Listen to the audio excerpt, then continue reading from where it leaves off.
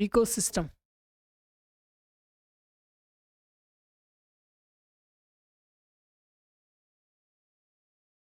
हिंदी में बोलते हैं पारितंत्र या पारिस्थितिकी तंत्र भी इसको बोलते हैं।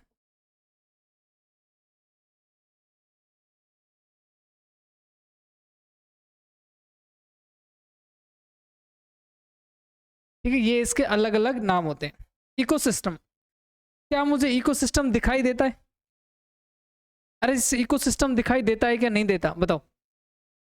एक तरह से यानी मुझे ये पता चला इकोसिस्टम विजुअल चीज है जो मुझे प्रकृति में दिखाई देती है, बिल्कुल देती है दिखाई। ठीक है, इसके जो घटक है उन 4 घटकों के बारे में आपको बताऊंगा, और वो चारों घटक अपन देख सकते हैं अपनी आंखों से। ठीक है, वो चारों घटक अपन अपनी आंखों से देख सकते हैं। नहीं, पहला मुझे ये पता चला कि सर इकोलॉजी के अंदर जो इकोसिस्टम है वो इकोलॉजी की एक विजुअल यूनिट है। क्या है? विजुअल यूनिट है। विजुअल यानी दर्शित, जिसको मैं देख सकता हूं, मुझे दिखाई दे रही है, दिखाई दे रही है, मैं उसको ऑब्जर्व भी अच्छी तरह से कर सकता हूं, वो है मेरे पास इको सिस्टम। इकोसिस्टम क्या होता है? पारितंत्र बोलते हैं। अब आपको बता, तंत्र, तंत्र वर्ड का मतलब होता है कुछ छोटी छोटी चीजें मिलके सिस्टम, जैसे अपन पढ़ते हैं ह्यूमन बॉडी सिस्टम। तो ह्यूमन बॉडी सिस्टम किससे बनता है? ऑर्गन से बनता है या ऑर्गन सिस्टम से बनता है? अरे बिल्कुल बनता है। बॉडी के बहुत सारे ऑर्गन मिलके किसका फॉर्मेशन करते हैं? ऑर्गन सिस्टम का। और ऑर्गन सिस्टम किसके इक्विवेलेंट होती है? एक ह्यूमन बॉडी के इक्विवेलेंट होती है। ऐसे ही मैं कह रहा हूं इकोसिस्टम, इको यानी आपकी इकोलॉजी। ठीक है, इको यानी क्या है? इकोलॉजी।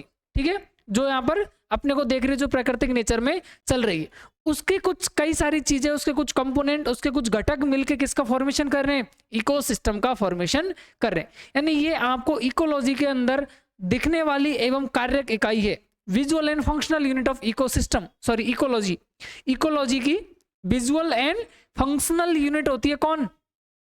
इकोसिस्टम। बात समझ में आ गई क्या? अब बताओ मुझे इकोसिस्टम टर्म किसने दी? हिस्ट्री के पीछे चलते हैं, इकोसिस्टम टर्म किसने दी? कुछ आइडिया किसने दी इकोसिस्टम? पिछले लेक्चर पढ़ा रहा था जब खूब सारे नाम कूद कूद के बाहर आ रहे थे, मैंने उसमें बताया भी था कि ये इसने दिया था, ये इसने दिया था। एजी टेंसले का नाम सुना है? एजी टेंसले, उन्होंने इकोसिस्टम टर्म दिए। नीट में आया वो क्वेश्चन है, पेपर उठा के देख लेना, 16 में, 18 में और 22 में शायद। ठीक है, रामदेव मिश्रा इंडियन इकोलॉजी वाला पूछा गया था इस बार। ठीक है, तो ये इकोसिस्टम टर्म किसने दी थी भाई? Term given by AG Tansley.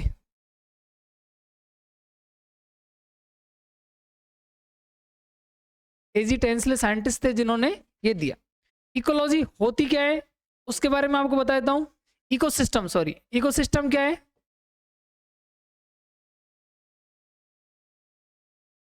Functional and visual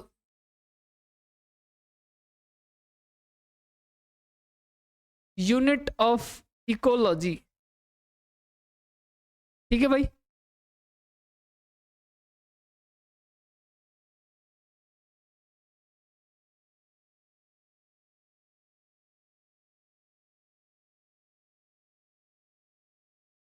दर्शित इकाई है ये।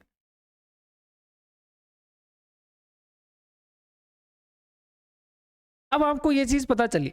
अब मैं आपको बताता हूं कि इकोसिस्टम मिलके मतलब किन किन चीजों से मिलके ये बना होता है। ठीक है, इकोसिस्टम किस किस चीज से मिलके बना होता है? आप जानते हो, आपने पढ़ा होगा एक बार, नाम सुना होगा फूड चेन, नाम सुना है? खाद्य श्रृंखला, फूड सिस्टम, सिस्टम या चेन एक ही बात होती है। उसमें भी अलग अलग लेवल होते हैं, यानी हर चीज का क्या होता है? एक लेवल होता है। ऐसे ही इकोसिस्टम जिन घटकों से मिलके बना होता है उनका भी क्या है? एक लेवल है। क्या है? एक लेवल है। ठीक है, तो इसके 4 घटक होते हैं। मेनली कितने घटक होते हैं? 4 घटक होते हैं मुख्यतः। इकोसिस्टम के परितंत्र के 4 घटक होते हैं। कौन कौन से? सबसे पहला आता है प्रोडक्टिविटी, उत्पादकता। क्या आएगा? प्रोडक्टिव होते हैं। हर्बीवोरिक होते हैं। कौन होते हैं? हर्बीवोर्स। ये किसके लिए अवेलेबल हो जाएगी? हर्बीवोरस के लिए। किसके लिए अवेलेबल हो जाएगी? हर्बीवोरस। क्वेश्चन पूछा हुआ है कि primary productivity is available for, primary productivity किसके लिए उपलब्ध होती है, या प्राथमिक उपलब्धता किसके लिए उपलब्ध होती है, यानी किसके यूज के लिए होती है? तो कौन करेगा इसका यूज? हर्बीवोरस, शाक बख्ची। बात समझ में आ गई?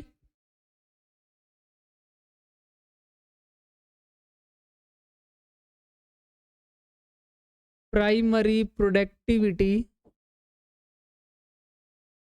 इज अवेलेबल फॉर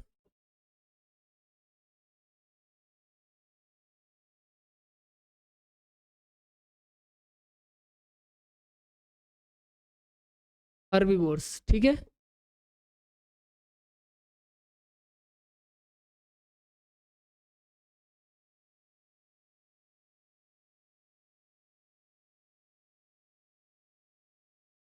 उनके लिए क्या हो जाएगी, ये उपलब्ध हो जाएगी, ठीक है। अब मैं पढ़ूंगा प्राइमरी प्रोडक्टिविटी के प्रकार, यानी प्राइमरी प्रोडक्टिविटी कितने प्रकार की होती है। Types of primary productivity, types of primary productivity, प्राथमिक उत्पादकता के प्रकार, प्राथमिक उत्पादकता के प्रकार। ये दो प्रकार की होती है, एक होती है ग्रॉस प्राइमरी प्रोडक्टिविटी, एक होती है नेट प्राइमरी प्रोडक्टिविटी। नाम सुना है क्या, ग्रॉस प्राइमरी प्रोडक्टिविटी, सकल प्राथमिक उत्पादकता, हिंदी में क्या बोलते हैं इसको, सकल प्राथमिक उत्पादकता, शॉर्ट में लिखते हैं इसको जीपीपी, क्या लिखते हैं, जीपीपी। बताओ भाई क्या होती है प्रोडक्टिविटी, और दूसरी होती है नेट प्राइमरी प्रोडक्टिविटी। पहली होती है ग्रॉस प्राइमरी प्रोडक्टिविटी, दूसरी होती है नेट प्राइमरी प्रोडक्टिविटी। क्या होती है ग्रॉस प्राइमरी प्रोडक्टिविटी, बताओ भाई बताओ, क्या होती है ग्रॉस ग्रॉस प्राइमरी प्रोडक्टिविटी,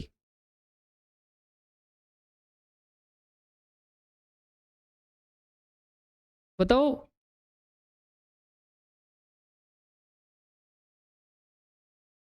अरे कुछ तो पढ़ा होगा, कुछ तो याद होगा, इकोलॉजी में कल बोला था ना मैंने, एक बार एनसीईआरटी रीड करके आना।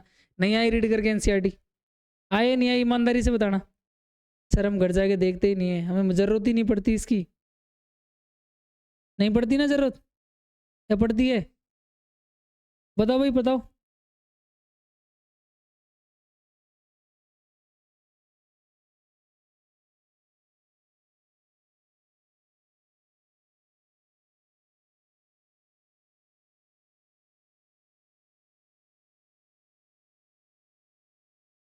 बताओ क्या होती है प्राइमरी प्रोडक्टिविटी,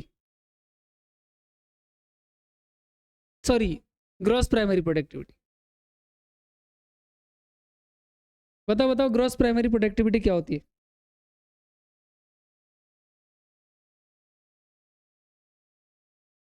बताओ।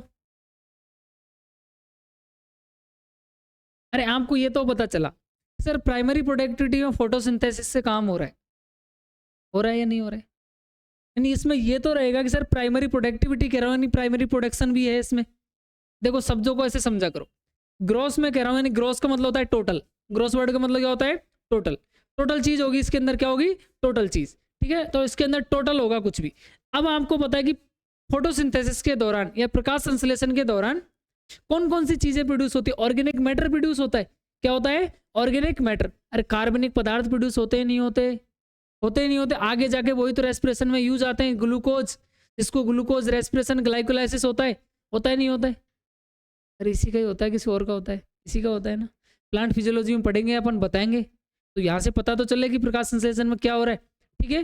तो इन्हें आप सीधा सीधा कह सकते हो sir rate of primary production, क्या, rate of primary production during photosynthesis for organic matter, यानी ऑर्गेनिक मैटर कार्बनिक पदार्थों को बनाने के लिए प्रकाश संश्लेषण के दौरान जो दर होती है, जो प्रक्रिया होती है, वही क्या कहलाती है मेरी, ग्रॉस प्राइमरी प्रोडक्टिविटी कहलाती है। अरे बात समझ में आ गई क्या, आई या नहीं आई, तो लिखो the production of, the primary production, ऐसे लिख लो, the primary production during photosynthesis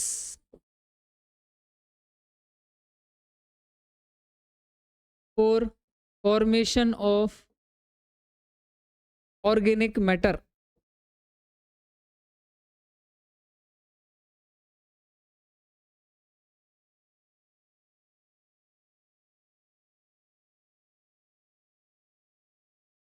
कार्बनिक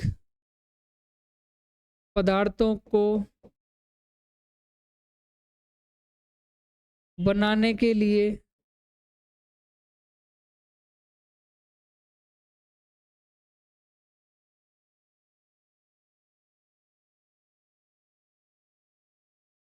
संश्लेषण, प्रकाश संश्लेषण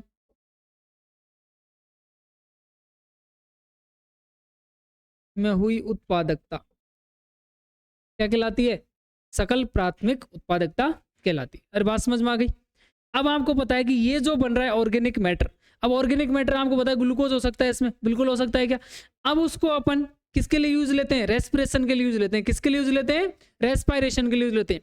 रेस्पायरेशन श्वसन के लिए काम में लेते हैं। तो जो अब मेरे पास नेट प्राइमरी प्रोडक्टिविटी बचेगी, यानी प्लांट ने ये सकल घरेलू उत्पाद यानी सॉरी सकल प्राथमिक उत्पादकता करी, टोटल बनाई, ग्रॉस प्राइमरी प्रोडक्टिविटी बनाई। इसके अलावा अब जो ये प्लांट खुद के रेस्पिरेशन में भी तो काम लेगा, अरे बना रहा है तो खुद भी तो कुछ काम लेगा। तो अब इसने जो प्रोडक्टिविटी का फॉर्मेशन किया, जो प्रोडक्टिविटी इसने बनाई, उसमें से इसने रेस्पिरेशन में जो यूज ले ली और उसके अलावा जो बच गई वो कौन कहलाएगी? नेट प्राइमरी प्रोडक्टिविटी कहलाएगी। अरे बात समझ आई? वो क्या कहलाएगी? नेट प्राइमरी प्रोडक्टिविटी कहलाएगी। अरे बात समझ में आ गई क्या? आई या नहीं आई? आगे बात समझ में? तो नेक्स्ट लिखो नेट प्राइमरी प्रोडक्टिविटी। क्या हो जाएगा दूसरा type? Net primary productivity. Net primary productivity. Net primary productivity क्या होती है? नेट प्राइमरी प्रोडक्टिविटी अब बताओ मुझे।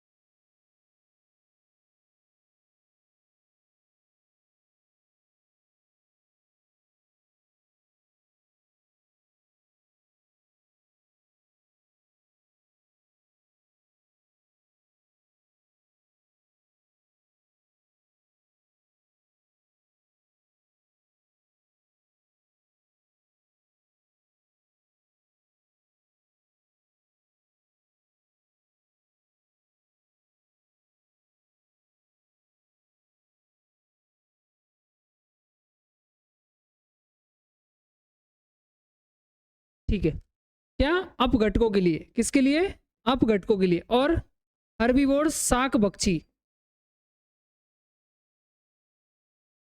यानी अपन ने अभी क्या देखी, नेट प्राइमरी प्रोडक्टिविटी देखी, क्या देखी, सेकंड नेट प्राइमरी प्रोडक्टिविटी। अब देखो नेट प्राइमरी प्रोडक्टिविटी मैंने डेफिनेशन बताई, नेट प्राइमरी प्रोडक्टिविटी क्या होती है, the remaining part of primary productivity, यानी प्राइमरी प्रोडक्टिविटी का वो बचा हुआ part after the utilisation in plant respiration, यानी कि पादप जो श्वसन करते हैं उसमें प्रयोग के बाद जो मात्रा बच जाती है किसकी, प्राथमिक उत्पादकता की, वही क्या कहलाती है, नेट प्राइमरी प्रोडक्टिविटी कहलाती है। फॉर्मूला कैसे निकाल सकते हैं अपन, ये जीपीपी मेरे पास क्या है, टोटल है, क्या है, टोटल प्रोडक्टिविटी है। इसमें से मैंने रेस्पिरेशन, जो प्लांट रेस्पिरेशन खुद के श्वसन में काम में ले रहे हैं, उसको मैं माइनस कर दूं तो मेरे पास क्या बच जाता है, क्या बच जाता है, एनपीवी बच जाता है। एनपीवी किसके लिए अवेलेबल होती है, हर्बीवोरस और डिकम्पोजर्स के लिए अवेलेबल होती है। किसके लिए अवेलेबल होती है, हर्बीवोरस और डिकम्पोजर्स। इसको बोलिए आप बता लेना, कंफ्यूजन मत होना, ठीक है, इस जगह से कंफ्यूज नहीं होना, क्योंकि ये प्राइमरी प्रोडक्टिविटी का ही पार्ट है। किसका पार्ट है, प्राइमरी प्रोडक्टिविटी का। अरे समझ आ गई क्या। अब मुझे बताओ कि प्राइमरी प्रोडक्टिविटी है, दोनों पढ़ ली, primary productivity type gross and NPP, net primary product, दोनों अपन ने पढ़े। अब मैं आपसे क्वेश्चन करता हूं कि मेरी प्राइमरी प्रोडक्टिविटी किस वजह से अफेक्ट हो सकती है, किस वजह से प्रभावित हो सकती है, बताओ, कोई बता सकता है किस वजह से प्रभावित हो सकती है, यानी factor affecting primary productivity.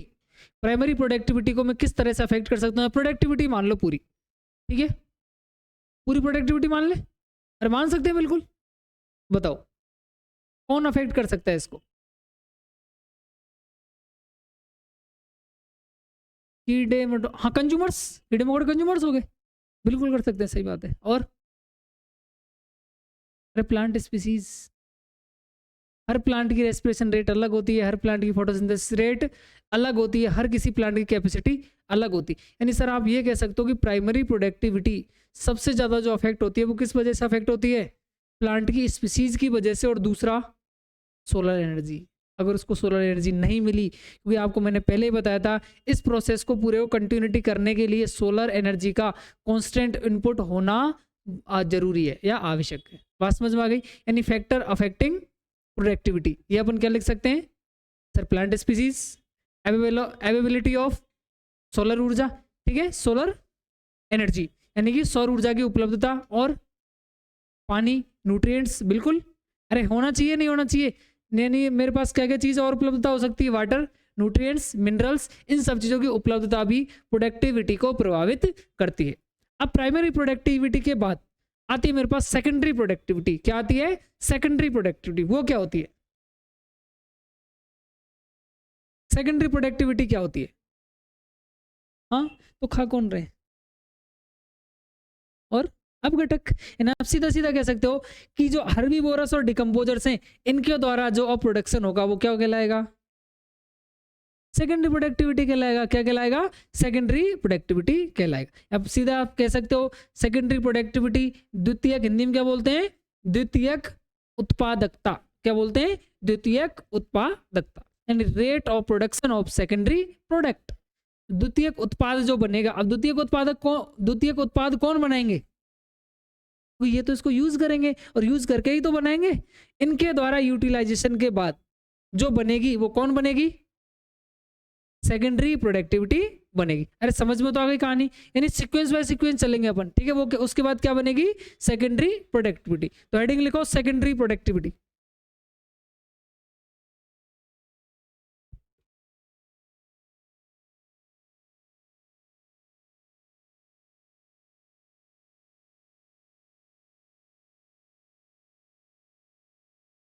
Secondary productivity,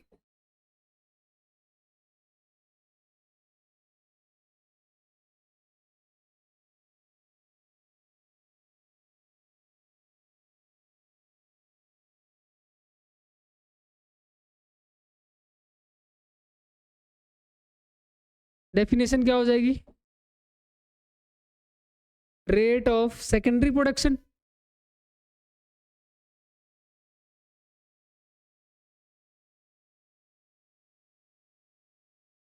rate of secondary production is called, क्या कहलाएगी वो? Secondary productivity.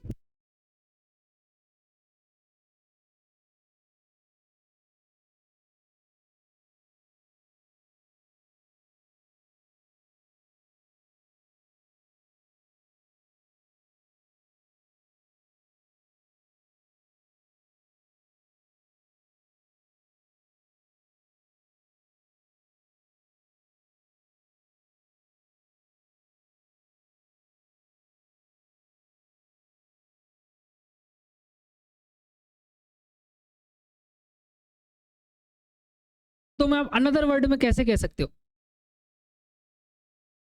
कैसे कह सकते हो सेकेंडरी प्रोडक्टिविटी को? ये तो मैंने आपको सिंपल बता दिया कि rate of production of secondary product, ये सेकेंडरी प्रोडक्शन, उसको अपन क्या कहेंगे? अब आप इसको ऐसे भी तो कह सकते हो, rate of formation of new organic matter bye consumers. अरे कंज्यूमरों के द्वारा जो बनाया गया कार्बनिक पदार्थ है, कार्बनिक अमाउंट है, वही क्या कहलाएगा मेरा?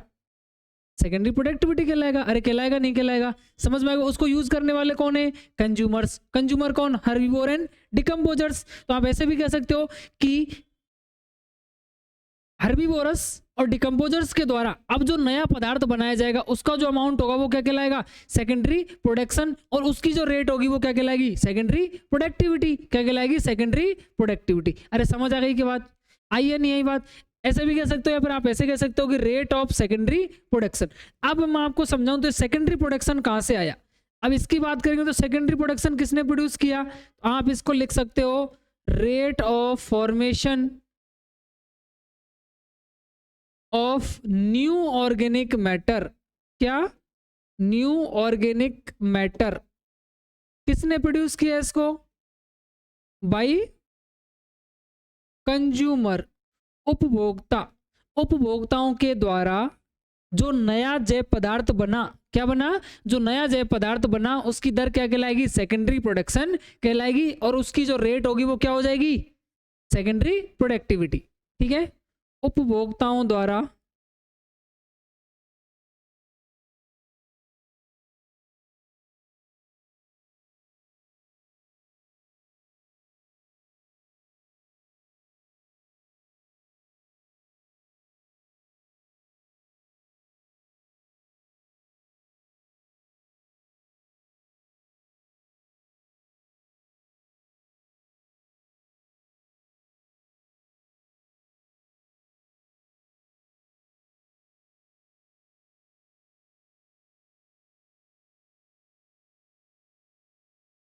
और इसकी जो दर होती है वो क्या कहलाएगी? सेकेंडरी प्रोडक्टिविटी कहलाएगी। बात समझ में आ गई? अब लिखो आप फैक्टर अफेक्टिंग। ठीक है, इधर ही बता दूं क्या? इधर ही लिख लो, फैक्टर अफेक्टिंग प्रोडक्टिविटी। ठीक है, फैक्टर अफेक्ट प्रोडक्टिविटी।